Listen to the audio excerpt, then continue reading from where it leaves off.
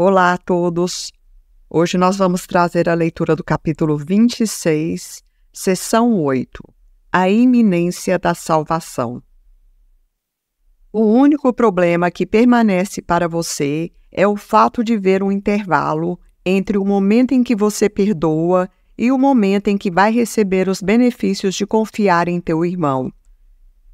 Isso apenas reflete o pouco, no caso aqui de ilusões, que ainda quer manter entre você e o seu irmão, de maneira que você e ele possam ser um pouco separados. Pois o tempo e o espaço são uma ilusão única, que toma formas diferentes. Se essa ilusão foi projetada além da sua mente, você pensa nela como se fosse o tempo. Mas, quanto mais é trazida para perto de onde está a sua mente, tanto mais você pensará nela em termos de espaço. No caso, quanto mais próxima essa ilusão estiver da nossa vida, da nossa mente, mais a gente vai pensar em termos de espaço. Então, mais a gente vai pensar no sentido de passado, presente e futuro, ou mesmo de horas, dias, meses e anos. Existe uma distância que você quer manter em relação ao teu irmão, e esse espaço você percebe como tempo, porque ainda acredita que é exterior a ele, ou seja, porque nós ainda acreditamos que estamos separados do outro. Isso faz com que a confiança seja impossível.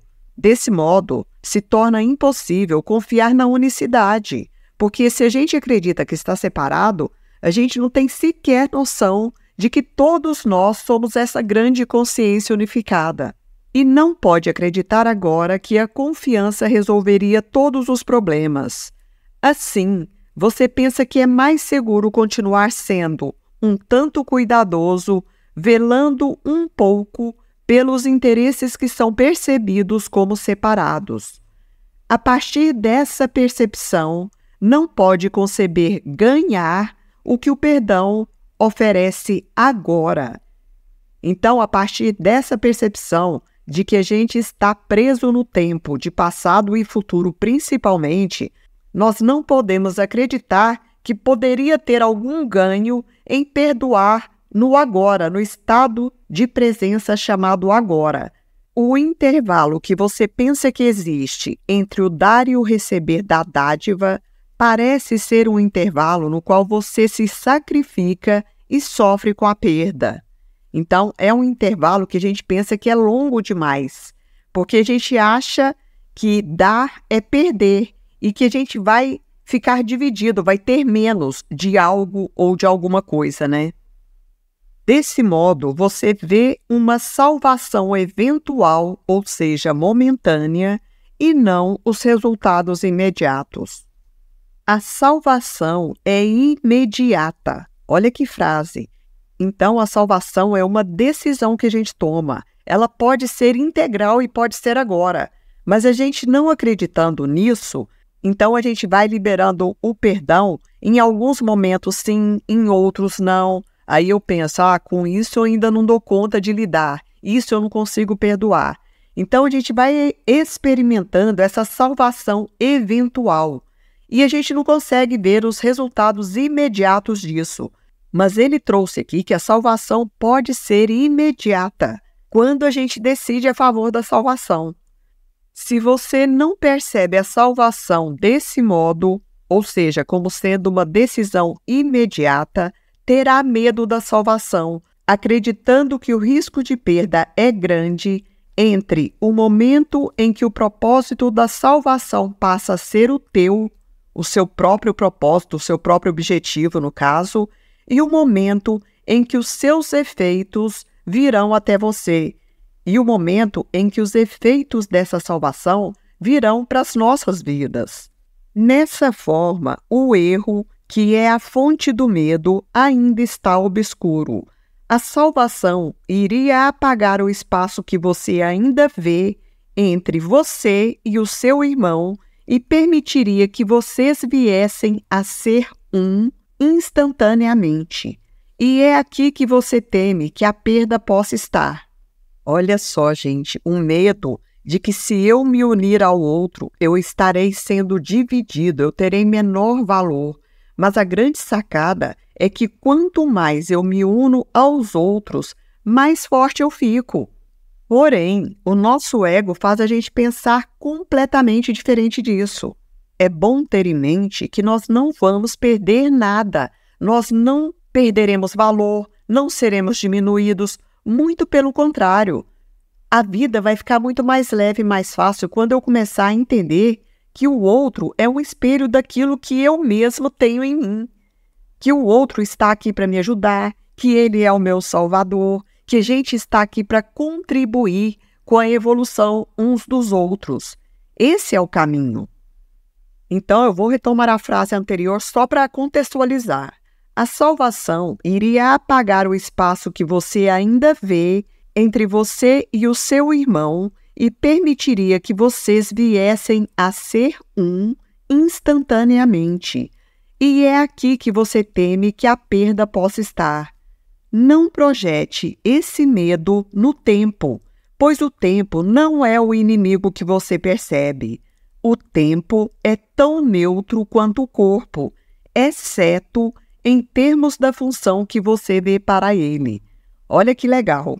Tanto o tempo quanto o próprio corpo físico, eles têm o exato significado que a gente atribui a eles. Então, para cada um de nós, a gente vai atribuir um significado diferente do outro em relação ao corpo físico e ao próprio tempo, porque a gente dá significado para as coisas de acordo com as nossas crenças, com as nossas limitações, com os nossos medos. Isso tudo influencia no significado que a gente dá para a vida num contexto geral, para as pessoas, para relacionamentos, para coisas, para o tempo, para o corpo físico, para tudo. Por isso que ele trouxe que o tempo é tão neutro quanto o próprio corpo físico, exceto em termos da função que a gente dá para eles. Se ainda quer manter um pequeno espaço entre você e o seu irmão, então quer manter também um pequeno intervalo no qual o perdão ainda é negado por mais algum tempo. E isso só faz com que o intervalo entre o momento em que o perdão é negado a ti e o momento no qual ele é dado pareça ser perigoso, justificando o terror. No entanto, o espaço entre você e o seu irmão só é aparente no presente, agora, e não pode ser percebido no tempo futuro. E também não pode deixar de ser visto, exceto dentro do presente. O teu medo não é a perda futura. Ao contrário, o que te aterroriza é a união presente. Quem pode sentir desolação a não ser agora? Olha que interessante. Quem pode se sentir devastado, desolado, a não ser nesse momento presente? Porque se a gente sofrer com algo futuro, o futuro nem chegou. Então, a gente só pode se sentir desolado no agora. Uma causa futura ainda não tem efeitos. Por quê? Porque uma causa futura ainda não existe, nem aconteceu nada no futuro ainda. Eu estou aqui nesse espaço de tempo chamado presente. E, portanto, se você tem medo, é preciso que exista uma causa presente. E é isso que necessita de correção, não um estado futuro. Olha só o que trouxe. Que às vezes nós temos medo de algo que a gente pensa que está no futuro, mas aí a gente está sofrendo aqui no presente, mas sem compreender que para esse sofrimento estar acontecendo, tem uma causa que já está gerando esse sofrimento futuro. E essa causa, muitas vezes, está no nosso inconsciente. Está ligada a alguma crença, a alguma emoção que eu não soube lidar em determinado momento da minha vida, mas que está trazendo novamente essa questão para que eu olhe para ela e para que eu me cure dela. Por isso que a vida traz coisas, situações, circunstâncias e pessoas que vão nos incomodar de certo modo, para que a gente entenda que ali tem uma lição poderosa para nos curar, Tem algo que a gente precisa liberar, tem algo que a gente precisa aprender. Mas não entendendo isso, eu penso que o sofrimento é uma ansiedade apenas em relação ao futuro. Mas para eu estar verdadeiramente sofrendo, tem uma questão mental ou emocional ali que está gerando esse conflito. Os planos que você faz para ter segurança são colocados no futuro, onde não pode planejar. Por quê? Porque o futuro nem existe ainda. Então, se tem algo me gerando insegurança, não tem nada a ver com o futuro. É uma outra causa que está dentro de mim e que está gerando essa insatisfação no agora. Se o futuro não existe ainda, se ele nem aconteceu, então não é literalmente uma preocupação futura.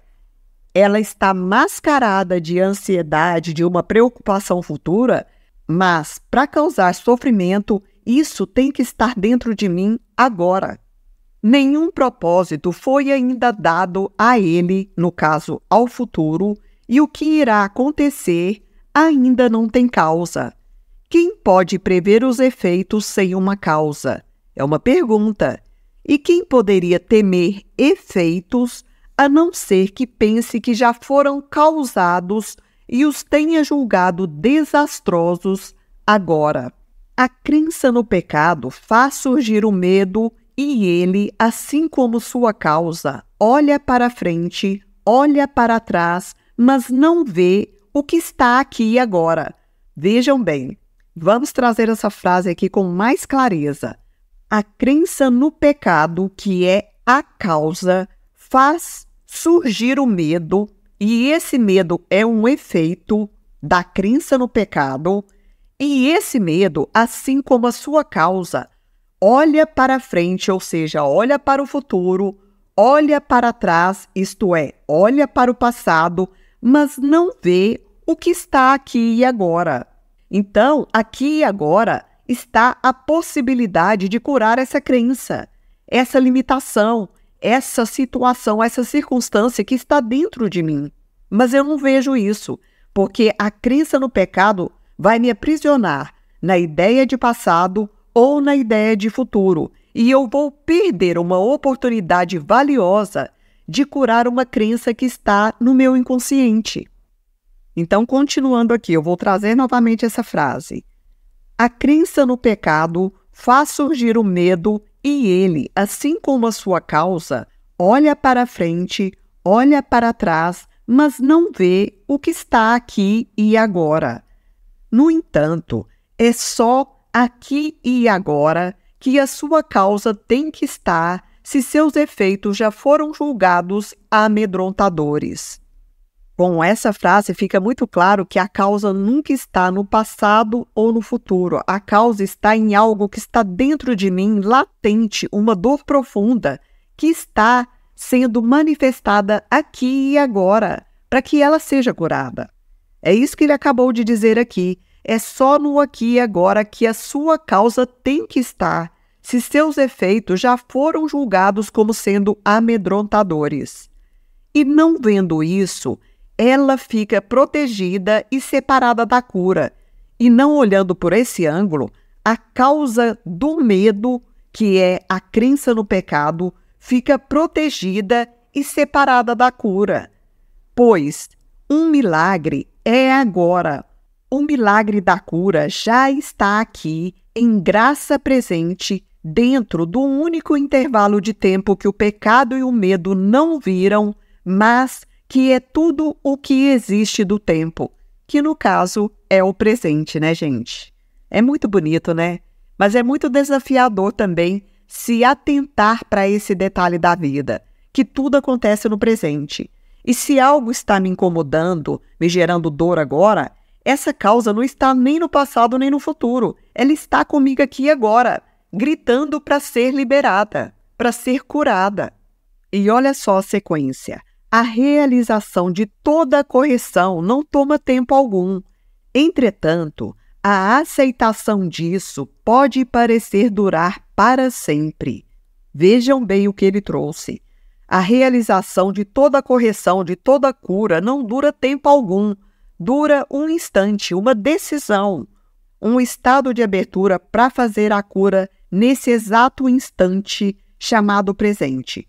Porém, a aceitação dessa ideia de que isso acontece dessa forma pode durar para sempre, pode levar uma vida para que a gente chegue lá no final dos nossos anos de vida e fala, gente, bastava apenas um instante, bastava apenas eu me perdoar, querer olhar para aquilo e liberar tudo o que me incomodou, tudo o que eu acho que fizeram comigo, tudo o que eu acho que eu fiz com os outros. Então, a aceitação é mais difícil do que a cura, do que a correção que pode ser instantânea. A gente aceitar essa ideia é muito mais difícil. A mudança de propósito que o Espírito Santo trouxe para o seu relacionamento tem em si todos os efeitos que você verá. Eles podem ser contemplados agora, e a palavra agora está destacada. Então, é sempre no presente, é sempre nesse instante chamado agora. E ele traz uma pergunta: por que esperar até que esses efeitos se desdobrem no tempo e temer que possam não vir, embora já estejam aqui? Por que esperar que esses efeitos das curas que a gente faz no agora se desdobrem ao longo do tempo e temer e sentir medo de que eles nunca possam chegar até a gente? Embora já estejam todos aqui, bastando a gente apenas escolher curar, escolher liberar. Foi dito a você que todas as coisas que vêm de Deus trazem o bem, e, no entanto, parece que não é assim. É difícil dar crédito antecipado ao bem que se apresenta de forma desastrosa. Não há realmente sentido nessa ideia. Ele traz que é difícil a gente dar crédito antecipado ao bem que se apresenta de forma desastrosa. No meu modo de entender isso daqui, está trazendo que é difícil a gente passar por uma situação dolorosa agora e achar que ela pode ter alguma coisa boa, que ela pode estar tentando nos trazer algo de bom na nossa vida, uma mudança de ciclo, uma mudança de relacionamento, uma mudança de trabalho. Então, é importante perceber que a vida está trazendo o tempo todo recursos para que a gente encontre o nosso verdadeiro caminho.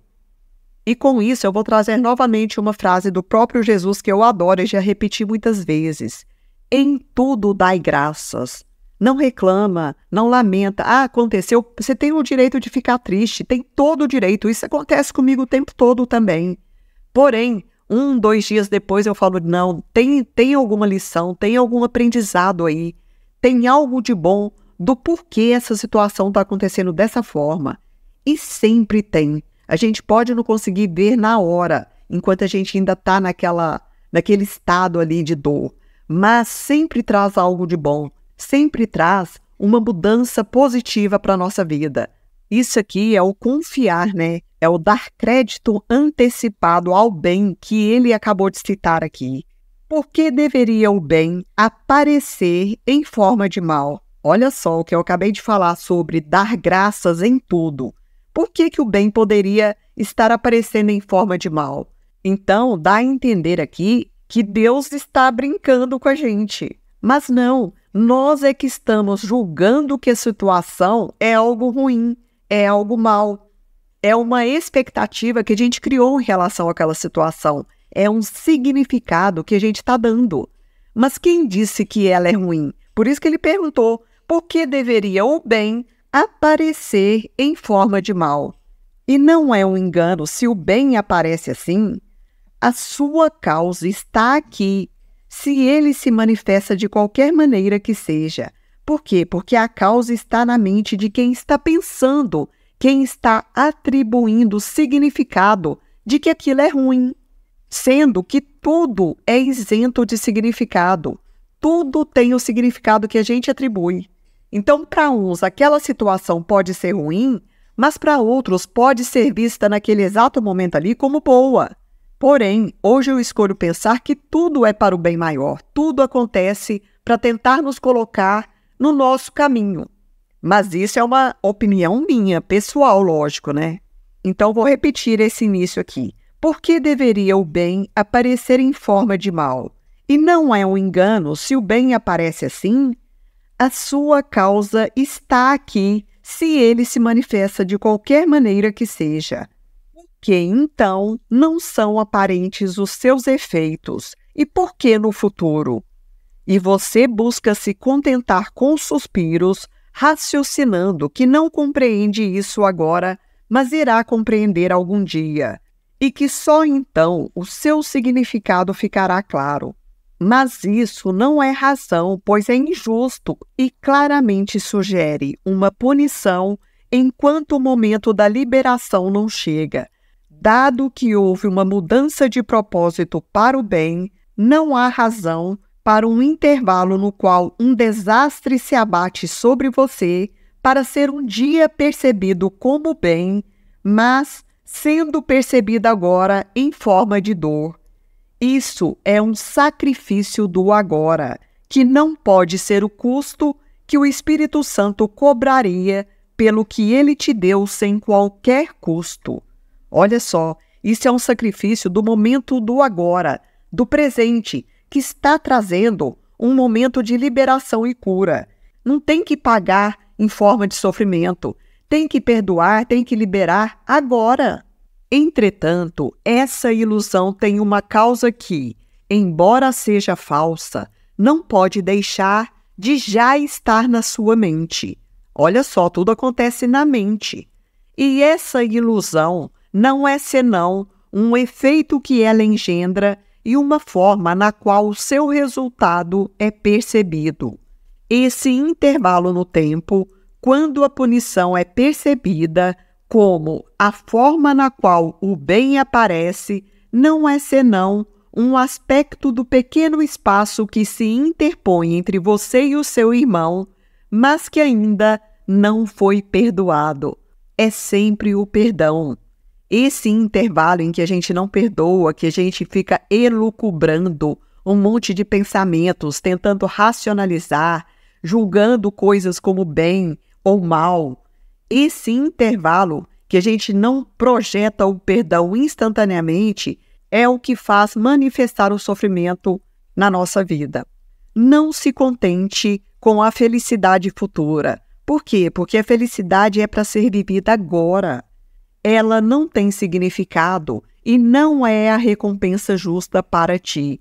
A felicidade futura, no caso, não tem significado algum e ela não é uma recompensa justa para o Filho de Deus, pois tem uma causa para ter a liberdade agora. Novamente, a palavra agora está destacada, ou seja, é para liberar agora. Que proveito tem a liberdade na forma de um prisioneiro, ou seja, ficar aprisionado a vida toda para ser liberado dos sofrimentos só lá quando a gente estiver mais velho. Não é por aí, é para a gente ser feliz agora.